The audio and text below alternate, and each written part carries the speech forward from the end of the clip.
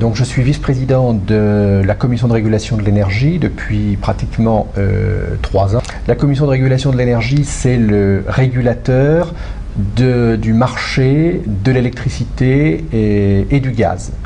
Et c'est comme tous les régulateurs de ce genre, ce qu'on appelle une autorité administrative indépendante. C'est-à-dire que c'est une structure publique, mais qui n'est pas hiérarchiquement dépendante du gouvernement. Alors nous rapportons bien sûr au Parlement. Deuxièmement, nous sommes une structure qui résulte des directives communautaires sur le marché de l'électricité et du gaz, les premières directives datant de 1996 et de 1998, qui imposent qu'il y ait, ce sont des directives qui prévoient l'ouverture du marché à la concurrence en matière d'électricité et en matière de gaz, et qui imposent qu'il y ait un régulateur indépendant. Et le rôle très précis de la commission de régulation de l'énergie, c'est de contribuer justement au bon fonctionnement du marché et, ça n'est pas négligeable, au bénéfice du consommateur.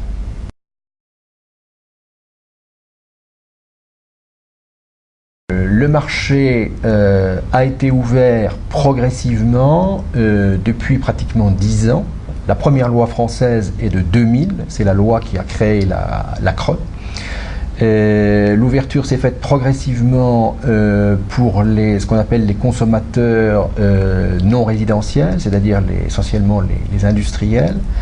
Puis l'ouverture totale s'est faite au 1er juillet 2007.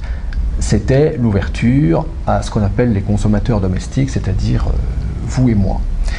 Donc c'est une ouverture progressive sur le plan juridique et dans les faits, cette ouverture a également été très progressive. Il faut bien dire qu'elle a été très lente, elle est aujourd'hui très partielle au sens où c'est encore une minorité de consommateurs, que ce soit les consommateurs industriels ou les consommateurs domestiques, qui sont passés du tarif réglementé, qui existe toujours, au marché, c'est-à-dire aux offres de marché et surtout aux offres des fournisseurs alternatifs.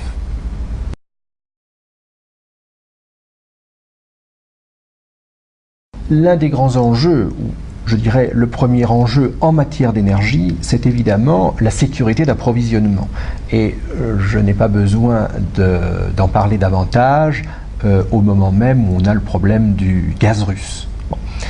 Mais en ce qui concerne le marché, le grand enjeu, c'est la création, la construction du marché unique européen de l'énergie. Et il faut bien dire que c'est bien l'objectif initial des directives communautaires qui se sont succédées, c'est non seulement d'ouvrir, de déréguler, comme vous le dites, les marchés nationaux, mais de créer un véritable marché européen de l'énergie, de l'électricité et du gaz. Dans cette optique, il faut évoquer, je crois, 3 points. Il y a un point qui est crucial, ce sont les interconnexions. Parce que les interconnexions, la suffisance, la capacité des interconnexions, c'est la condition d'un marché au-delà des États membres.